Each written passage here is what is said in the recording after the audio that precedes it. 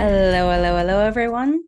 Beth from True North Media Company, welcoming you to our final podcast of 2025.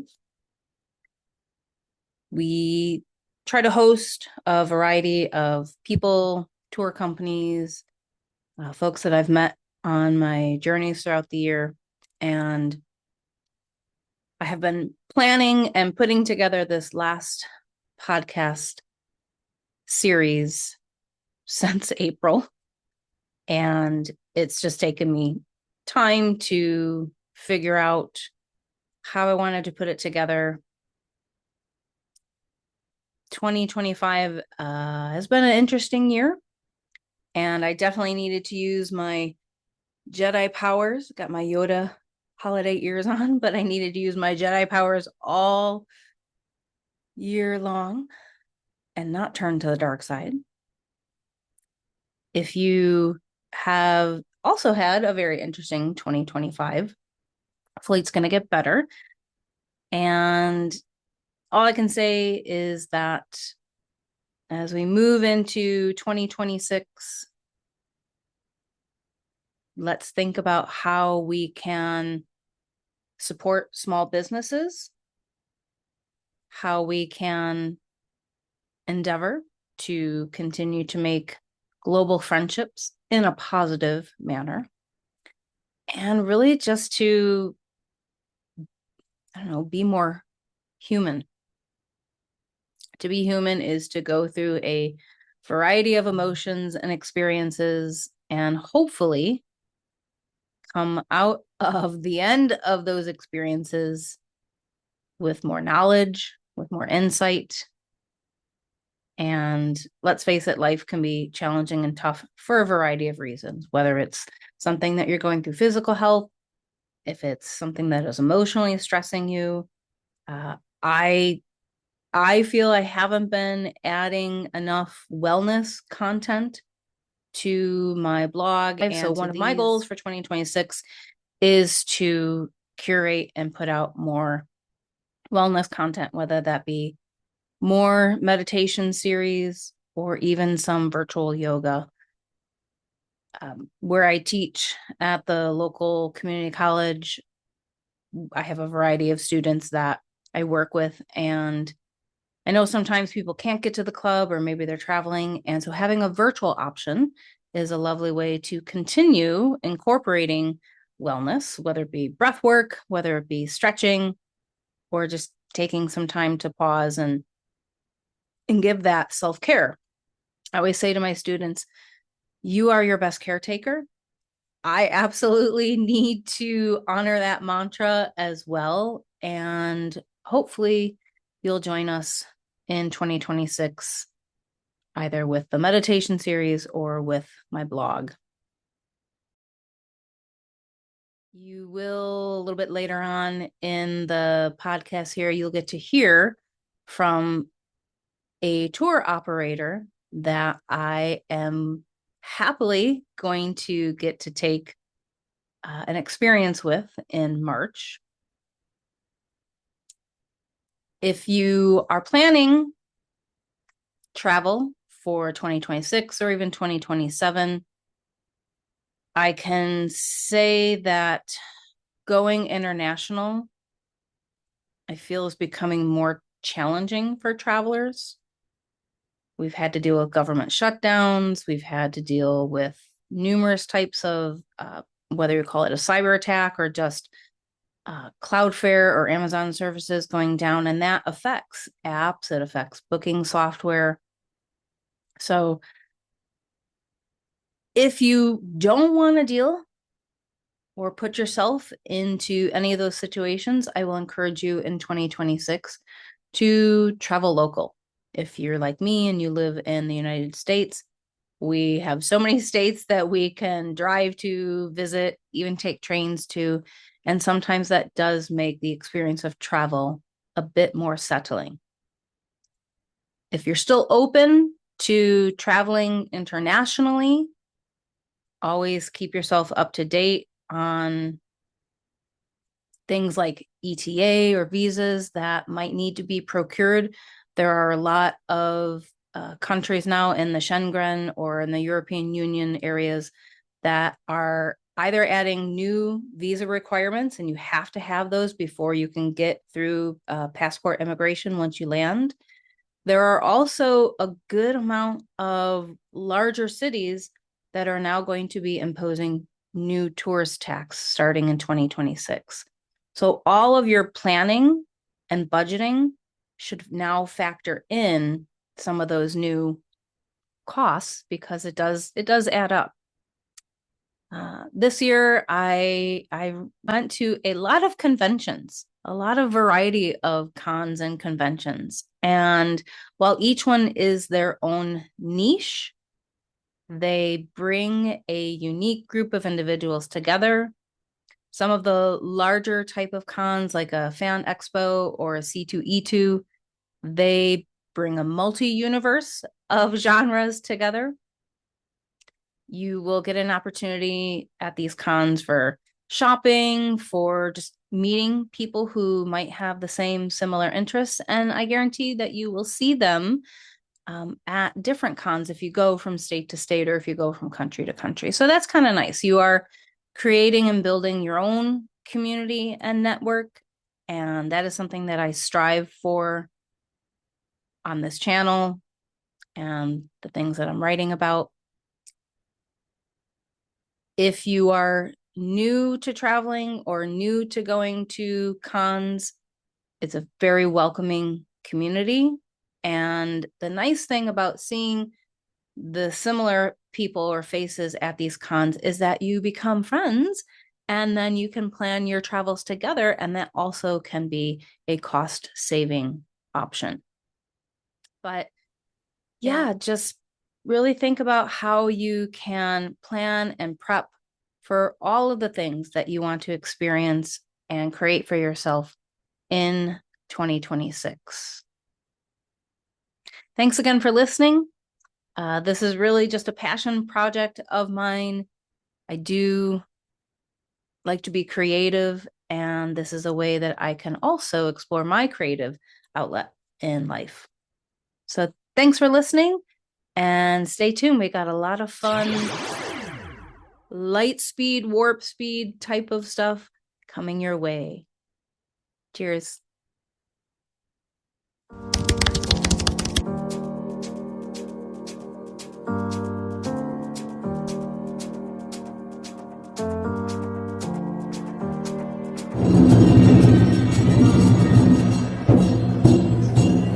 Just gonna film because there's so many awesome costumes.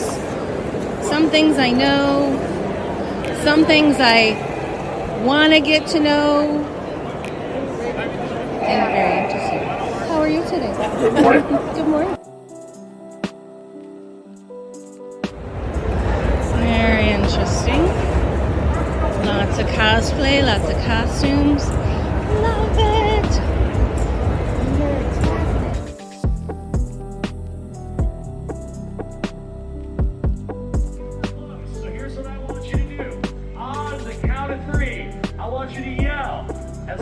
You can in your language.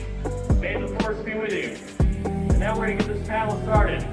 So, on 3, 1, 2, 3.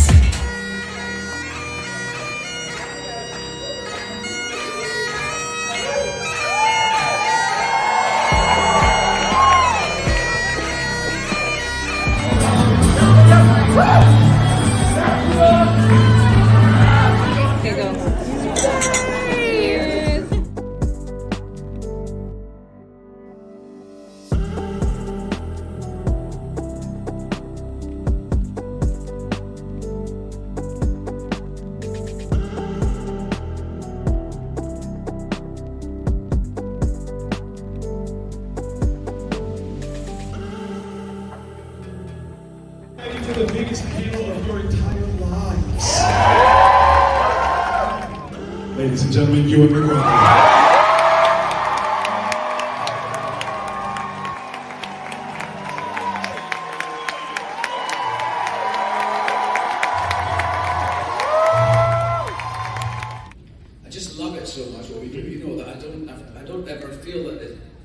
challenge. I think the stuff in Tunisia was that we shot in the desert in Tunisia was hard because it was so hot. Like it was unbelievable. It was amazing. You'd be in the makeup bus and then you'd just open the door to come out and you'd step down the steps into the sand and all your makeup would just go. Luckily I was wearing mainly brown. Yes, yeah. It didn't show up too much on my costume, but feel the stage. Yeah, can you feel that?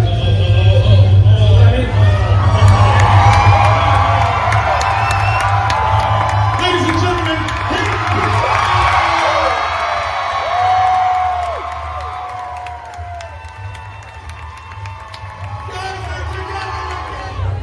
here we go. Someone's getting cut in half.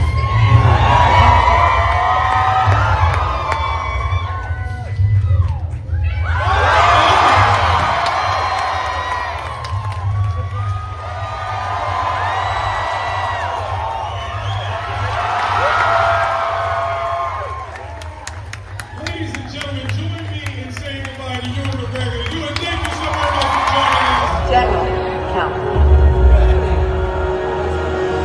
This is the way. You are listening to Podcast Stories. Have you ever dreamed of traveling to a land in a galaxy far, far away? Did you know that there is a tour company that will take you to all of the most famous jet-setting film sites of Star Wars? That's right. You can book yourself a tour, travel to Tunisia, experience all of the Lucasfilm famous sites, and of course, have fun with other Star Wars nerds. Take a listen to my recent interview this year with Davin Anderson of Galaxy Tours. Thanks for listening. Hey, Hey, Beth, how are you? I'm good. How are you? Good. Sorry for hopping on late. I apologize. Oh, no. You're fine. No worries. Very good. It's a weekend, so I'm sure you're probably finishing up all of your errands or stuff like that. Maybe. Yeah. I mean, it's this weekend is heavy for me on the Galaxy Tour side. So I just kind of a lot of stuff to always handle on the weekend. So it's good. It never stops, and that's a good thing. So yeah, it works well. Yeah, so it's awesome. It's been a while since I've chatted. It with has you. been. Do you have different hair? Was your hair blonde when I met you? It might have been like purple or pink. Yes, it was not blonde. It was not blonde. That's right. And I honestly was thinking about it because I know I was dressed as a Jawa the day that I met you, and I couldn't remember if I talked to you the entire time with the mask on or not. And I'm like, does he even know what I look like? I know. I knew the Jawa look, and so I was eager to actually meet the non-Jawa version, which was absolutely great. So yeah, I am a normal person. Of course. Cosplay is fun. You get to do as you should. A variety. I'm just gonna put us in a gallery here. Oh no, now I can see you and me together. Okay, good. Did you have multiple cosplays in Tokyo, or you had the Jawa? Was that your single? I did dress up each day, but the Jawa one, I wasn't sure if I was going to do it. I saved it for the last day. It was hot there. Yeah, it was. It was hot in the con. Yeah, and I already knew that it's a monk's cloak that I ordered from some medieval costume place, and I thought I'm going to be sweating my arse off if I wore it all day. So I wore it for like 2 hours, and then I went back to the hotel and Smart. No, that's good. Yeah. So I tell you though, I miss Tokyo immensely. Absolutely love that place. Absolutely loved it. Yeah. Japan was amazing. I can't wait to go back. It was great. Yeah. Now remind me again, was that your first time there? I don't think it was. It was. No, it was. First time. I loved it. Yeah. This is my first time anywhere in Asia, actually. So it was fantastic. Yeah. Super high on my list. Other parts of especially Southeast Asia on my list. But yes, going back to Japan is definitely something that needs to happen. Yeah. So I would like to know what have you been up to since I last saw you in April? I know. Yeah. I think you just came back from a visit to Tunisia, right? Actually, no, next week. I leave on Monday. Oh, okay. Yeah. So on Monday we are, and a lot of what we've been doing since April has been in preparation for for this 4 day group tour, and because we're doing a different format. This will be our first time where we're doing. I'm calling it the Science of the Galaxy Far Away group tour. And what Okay. that means is for the first time, I'm bringing a guest with me. He's actually a career long 20-year physicist. And he's also a Star Wars fan. He's also a Star Okay. Wars collector. And he's also a former guest on one of our tours last year. And Oh, so there's a lot of good, overlap in that space. And I asked him, his name is Lee Bullock. He just lives, in the central in England. And I okay. said, Lee, do you want to come on and how about you present, or how about you develop, a half hour post dinner conversations that reflects science and like real world science in the fictional Star Wars context. And Yeah. he has killed it. He's showed me his presentations. He's so excited about this. So I'm bringing Lee with me. I'll be leading the group tour. Lee Okay. will be doing the post dinner science conversations. We have 16 guests signed up for this tour, which is great, especially for being a non 50th anniversary type scenario or Yeah. non total solar eclipse, which we can talk about later as well. Hmm. And it's really fun to have that really great turnout on this type of tour. We have some podcasters that are on here. The Sky Talkers will be joining us for Okay. this tour, and so it's a lot of fun to have that type of engagement. So that is happening next week. I fly on Monday. The tour Okay. then is Tuesday, Wednesday, Thursday, Friday. And then on Saturday, I will be driving to Kairouan so that I can visit the family that owns Sala's Terrace, and Okay. make sure we stay connected with them because they work in collaboration with us. Next week, I'm also training 2 additional guides to expand our Galaxy Tours Oh, guide team. oh, So it's nice. great. So that's part of the group tours. I like to, when I go and lead them, and I do 1 or 2 a year.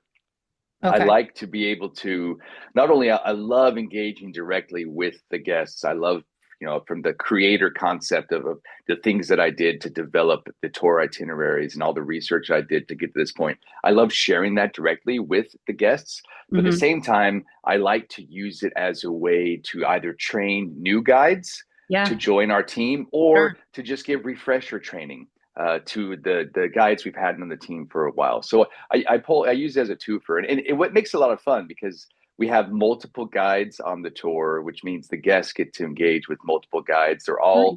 They're all Tunisian professional guides, and so they're Yeah. all very professional in that space. And what I'm doing is I'm just teaching them the very unique things that make up a Galaxy Tours expedition because no one else does what we do because Yeah. I've handcrafted and really meticulously made these itineraries to be completely 100% Star Wars or Lucasfilm because there is some Raiders of the Lost Ark stuff. So Yeah. so it's Yeah. really Lucasfilm. Lucasfilm focused. Most Tunisian agencies, and they're all super professional and great. Yeah. They have a classic type of Tunisian circuit that you hit, and there's wonderful non-Star Wars things to see in Tunisia. Love it. Beautiful, beautiful country. However, what I wanted to do is I wanted to create itineraries that only visit Star Wars or Raiders of the Lost Ark locations. Yeah. No one else does that because most tour providers I would say the rest of them, all of them in Tunisia, don't have enough content to be Mm. able to discuss and to fill up full days at the Star Wars locations. So that's why I did, 4 years of ongoing research before I even Wow. did a single tour, just to Oh, get to wow. the point where we could have that body of data and information to really give a full, complete, immersive tour. So you've done your homework I on have. making this a solid Yeah. experience, because let's face it, yes, people who like to travel, who maybe know of the movies, and Mhm. they're gonna go. People who like to travel, they're gonna go. They want to try new things, but then you have the nerds. Yeah, you do. Star You Wars do. who are just like, I want to know every single detail about every minute Yeah. little thing, which my brain can't do that Yeah. capacity. Like, Yeah. it's cool if you can retain every single verse of every line of every movie. I can't do that, but I grew up on Star Wars, and Sure. so yeah, I want to go see these places that fascinated me when I was 2 or 3 years old.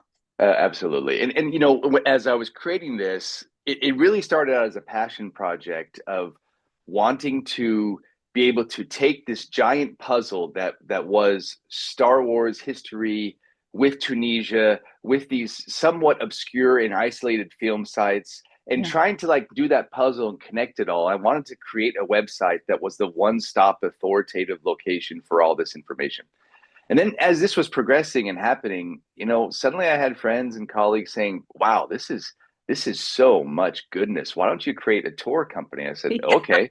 And I had no clue what a tour company was. I Yeah. mean, I love to travel just like you do, but the being in the tourism industry and the business is such a different experience than just being a traveler. It's so Yeah. different. And so Yeah. I had to learn all that of it. But at the same time, I also knew if I was going to do a Star Wars adjacent tourism company, Yeah. I had to know my stuff. I had to know everything because I love Star Wars fans. We're all Yeah. great Yeah. and we're super nerdy, but Yeah. sometimes we can become a little toxic when the information's not 100% accurate and I then things know. kind of snowball, right? I So know. I had to make sure I had all the data up front and we presented that way. And again, what happens is since we have this massive amounts of library of behind the scenes information, the way we do our tours, it's layered. If you want to go deep, we'll go deep with you. If Yeah. you want to stay light, cool, whatever you want. We got to go in the middle, which is usually where most people go, right in that middle Yeah. space. Also, totally fine. So Okay. it's structured that way so that it can be flexible based on the preference of the guest. Yeah. Yeah. So, it almost seems like the buildup for the 50th anniversary, Mhm. it's already starting now. Yeah. And obviously it seems like it's blending through 2026 and then of course onto the next year, the 2027 celebration. Right. I don't want you to give away every single detail Sure. that's going to happen on the 50th tour. Um, but if you could give me that elevator pitch that you sold Sure. me on, Yeah. Sure. yeah, I'd like to hear Absolutely. that again. No problem at all. So the way we're structuring, and you're absolutely right. We are going to be doing two 50th anniversary tours. Okay. One will be in 2026, and Okay. this is Tunisia specific. This is the one you are booked for Yeah. because it is the 50th anniversary of filming. Mm. So from 1976 to 2026. And then obviously the release of the film comes in 2027 Yeah. because the wait list for the 2026 50th anniversary tour is so long.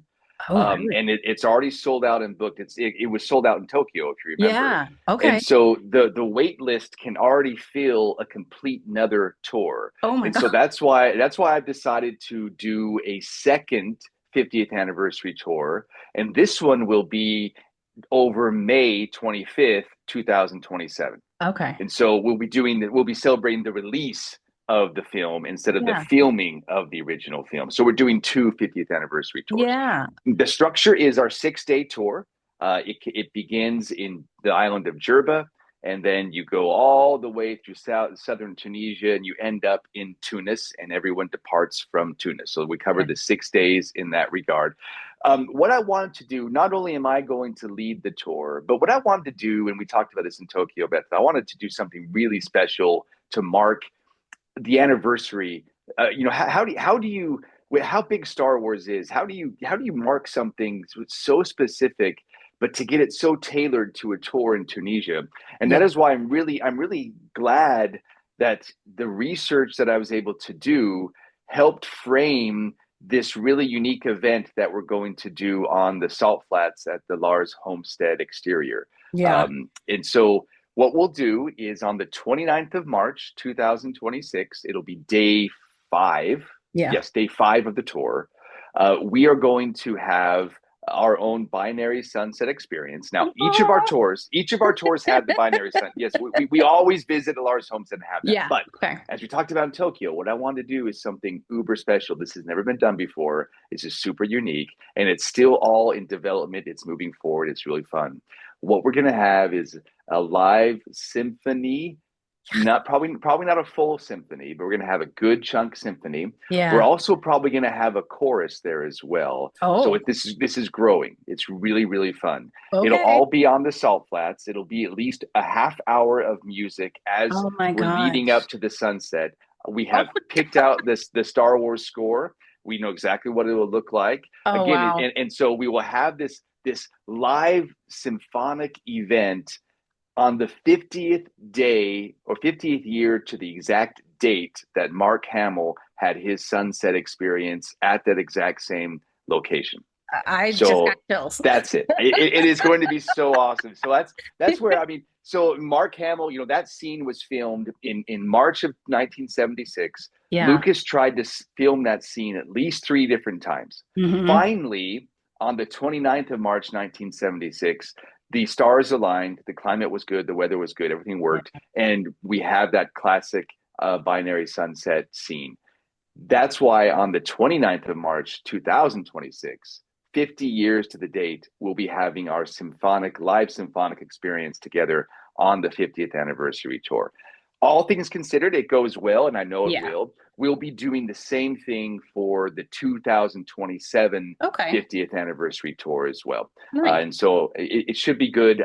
The symphonic players that I've been able to work with, they are based in Tunis. So you have Okay. the Tunis National Symphony. It's called Carthage Symphony. There's Oh, also there's there's an international school that has a lot of band students. They're going to be joining in. So it's going to be a fun event for us, for a student yeah. body to be able to participate in this. And then there's a local chorus, a professional chorus group in Tunis as well. For the 2027 tour, I'm looking to go really, really, really big. Oh, Nothing's nailed down yet, but I've got a really super globally known act that I'm trying to convince to come and do this with us. So okay. more to follow on that. Okay. But if that doesn't work, then obviously all the local Tunis stuff that we've been able to develop for the 2026 tour, we will ask them to come back and do it again with us. And so hopefully it's all going to work well. So that is the fun event, the really unique event that we're going to do. It's going to be really, really great. Yeah. I was looking at I think it was the Saber project. They just came back from a tour in October. And then, Yeah. you know, when you look on your website, you can see all the little extras. And of course, you know, if you want to get like the robe and all the things. So how many people try to bring their own cosplay and then that's not it's probably hard to pack depending on what they're trying to bring. And then they were like, it's hot here. I don't know if I want to wear this. It can be hot. So, you know, we get all types of guests. We get super into it cosplayers.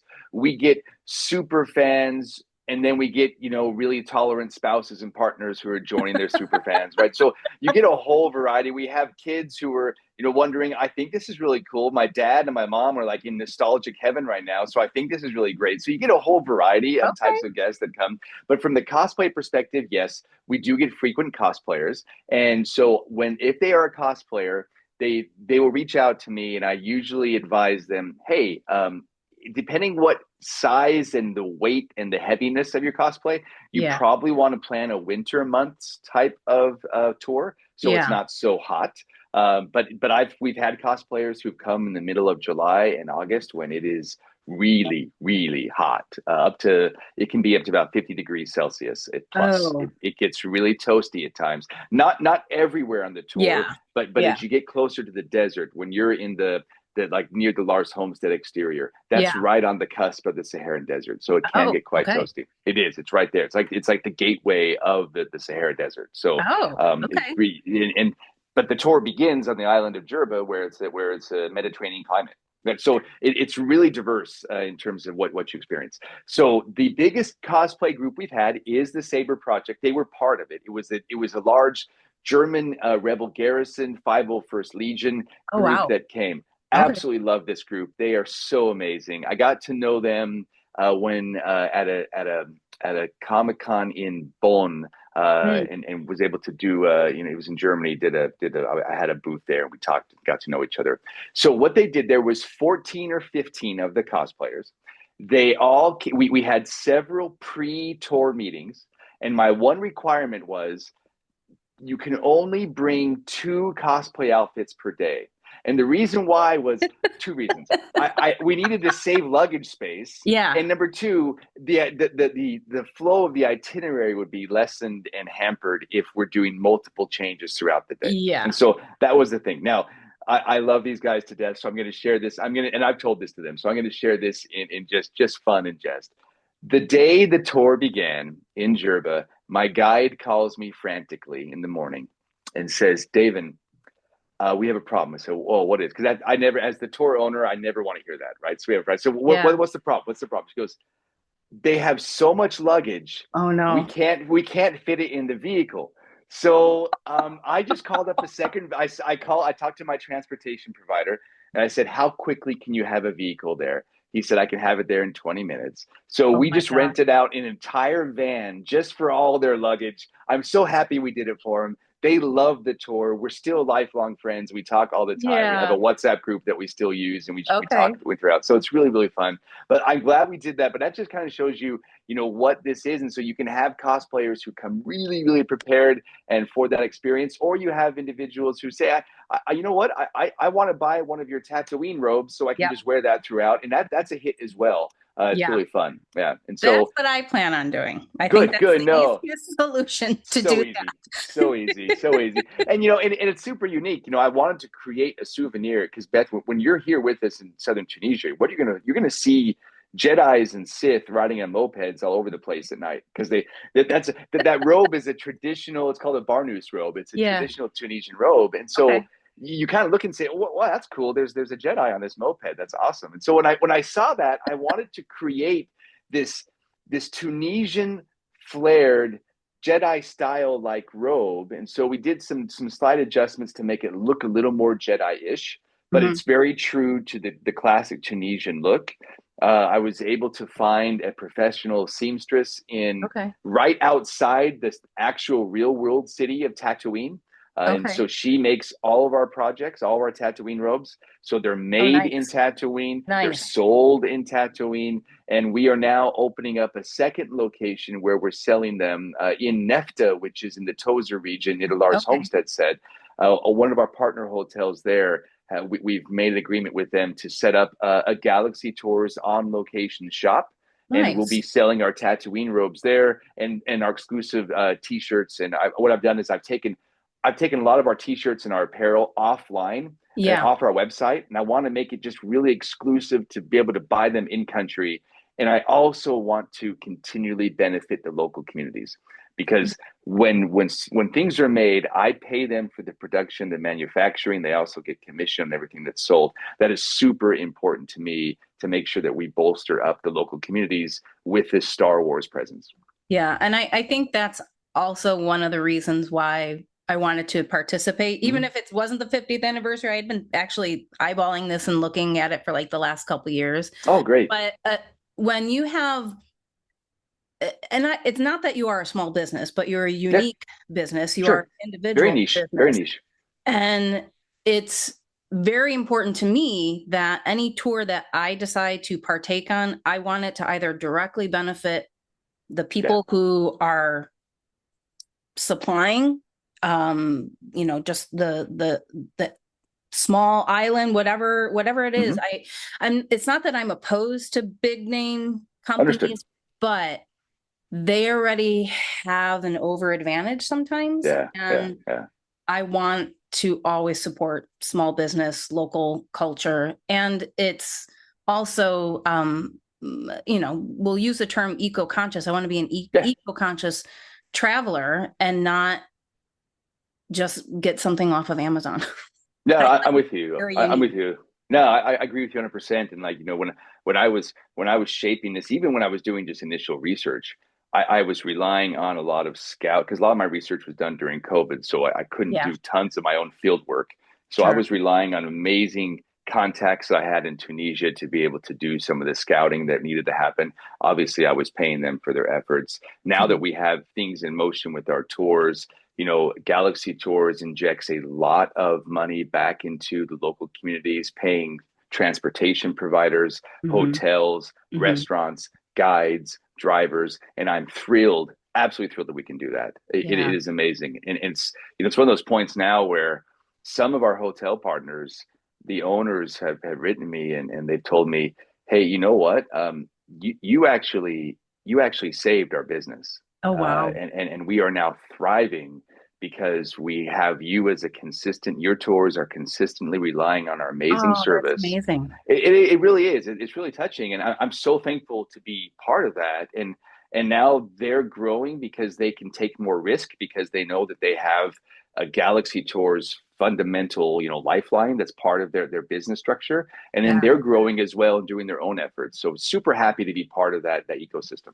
Yeah. And, I'm not that I'm going into this blind, but I'm also trying to not like over study about Tunisia because if I was traveling by myself, I would absolutely do that. I would absolutely and scout everything out. But I'll be honest with you, this is the first real big tour group that I'm going to participate in. And I feel completely comfortable with looking at how you have everything set up. You can tell that it's well prepared, well researched, and I'll be in a group of like-minded individuals. So as a women traveler, I feel very comfortable and confident doing this. That's really great to hear, and I appreciate that. And that's one of the things that I wanted to do when we created this, because this is not is this tour doable on your own? Absolutely. Just like any tour, enough research online, you can do what you want. But what I want to do, because it really is like, if you're doing difficult levels of tourism, this is like super hardcore, hardest level you can get because of just the breadth that you have to travel in southern Tunisia, and the locations are so isolated at times. And then doing the extra level of research. Okay, maybe I found the location, but especially some of these large ones like Sidi Boulel Canyon or Star Wars Canyon. Okay. We spent 3.5 hours in this canyon because there's so many screenshots to explore. Oh, wow. And so I personally spent probably around 40 hours in this canyon, just scouting it out. Oh. And so what I wanted to do is I wanted to make it so that you as a traveler, you literally have to do nothing, and you will have the most immersive, informative adventure of a lifetime ever. That's what I wanted to do. I wanted to create it that way. And that's so I'm really glad to hear that you're taking that model. You booked a seat, and we're going to take care of you from end to end. It's great. Yes, I love it. Yeah, I can't wait. I'm already counting down. and so, I know you had mentioned that sometimes for me, coming from the States, flying through, I think, London, and then getting that flight from London connecting to Tunis is the easier route to go. Do you have any other outerlying airports, either in like Portugal or other countries that also have good connecting flights there? Yeah, so they are growing. It really depends. The answer is yes, absolutely. But it really depends on where your home base is. If you're coming from the States, the majority of the to do a connecting flight scenario, it's really going to be either through Frankfurt, London, Amsterdam, or Paris, Paris, right? That's what you're looking at. So it depends which airline you're working. Now, if you're already in Europe, then you've got a lot more choices because they already have those direct connectivity type of connections. So it just kind of depends where you're at. Asia is a different market as well in terms of what they're seeing. Usually it's going to be routed through Dubai or Abu Dhabi, and so you kind of do it that space, or maybe Istanbul. So it just kind of depends what it looks like. But yes, there's what I'm happy to see is that there is a growing number of flight options. Interestingly, on that point, I was in London this last week at the World Trade Market. It's one of the largest tourism trade shows in the world. And I was invited to come to the Tunisia stand to be able to meet with the Director General of the National Tunisian Tourism Office. His name is Mr. Mehdi. We had a wonderful conversation. Mr. Mehdi is very eager to start collaborating and marketing directly with Galaxy Tours at the national level, which is really, really fun to hear. And then as the conversation went on, and this is where the segue to the flights happens, I let Mr. Nethi know, I said, you know what, there is one thing that you could do in your position that would change my business overnight, and more importantly, would change tourism in Tunisia overnight. And he looked at me and said, well, what is this? I said, right now, Tunisia operates under, it's really a closed sky scenario. What that means is there is a national subsidized airline called Tunis Air that really monopolizes all of the routes coming in and out of Tunisia. And so it's very limited to have a non-Tunisian airline flying in and out of Tunisia. I told him that if he really wanted to change things and just grow tourism overnight, if he got rid of that and allowed to have a true open skies policy like you have in Morocco or other places, where any airline can fly into any of the airports around Tunisia. It could be Ryanair, EasyJet. There's a bunch of low-cost airlines. Like, so many Europeans will book a Ryanair flight for 20 euros to go to Morocco the same weekend, and they just make it happen back and forth. And then they spend a lot of money in Morocco. And so I tried to convey with him, and it's an ongoing conversation I'll keep to have with him. And just to be able to have that open up, because some of the biggest challenge that I have with Galaxy Tours or continue to grow and upscale it, it's not the passion of the Star Wars fans. It's not the quality of our service and product that we provide. That's all top tier. We're good to go. It is at times the somewhat challenging way of being able to arrive in Tunisia, especially southern Tunisia, which is where all the Star Wars sites are. Sure. And so those are the things that I'll continue to work on as a private company, really invested in tourism in Tunisia. I'll continue to press that at the governmental national level to see if we can affect change. I hope that we do. I'm happy to hear that, because these are things that I would not be necessarily aware of. And I think that's also, for me, I'm absolutely stepping out of my comfort zone as far as places that I've traveled. Honestly, the last 4 years, I've gone to Scotland and Ireland. Those are the thing. And I go great. once a year, sometimes twice a year. And so okay. I have said to myself, you need to do something different. I like to go to those places, but I want to see other things. Well, that works. And so thinking of that, Beth, I didn't know this. So if you're like, speaking of airlines and getting you to southern Tunisia very easily, EasyJet, which is a main airline it's a UK-based airline, it's a low-cost airline. They now fly directly from Manchester to Jerba, which is amazing. And they also fly back at Tunis. So like if you wanted to dovetail this to a trip to the UK and then just do that, just fly EasyJet right to Manchester to Jerba to get the tour started next March, that would be super easy for you. And the cost would be probably under $100 for the ticket. Yeah. And then I would say lastly, I've been able to explore North Africa and the Horn of Africa quite extensively.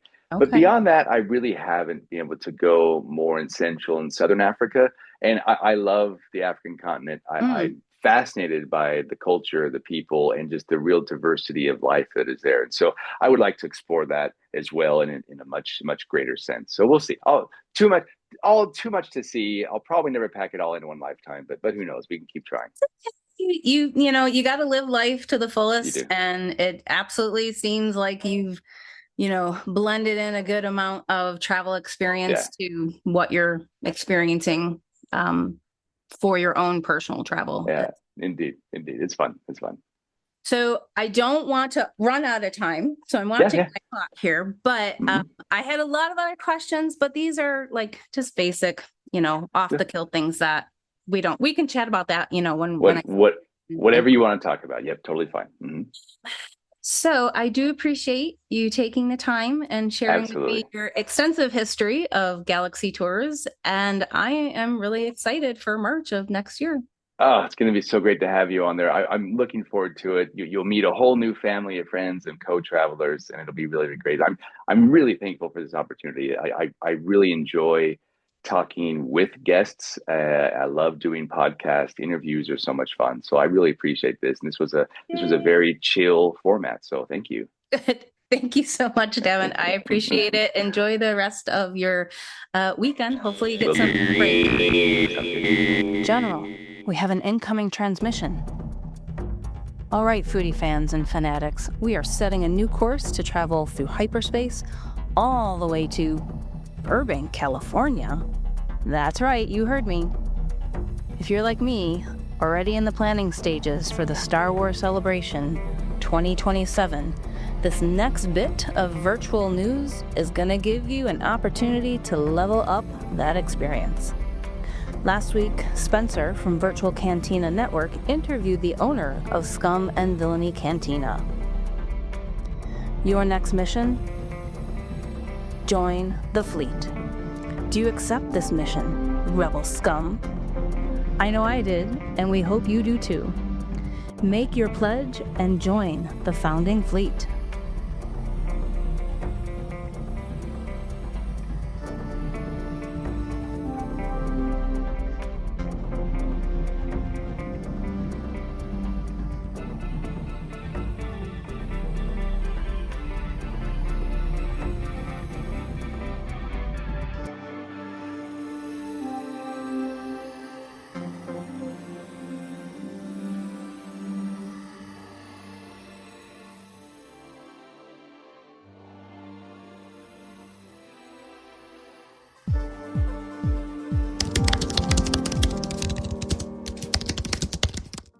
Oh, and may the force be with you.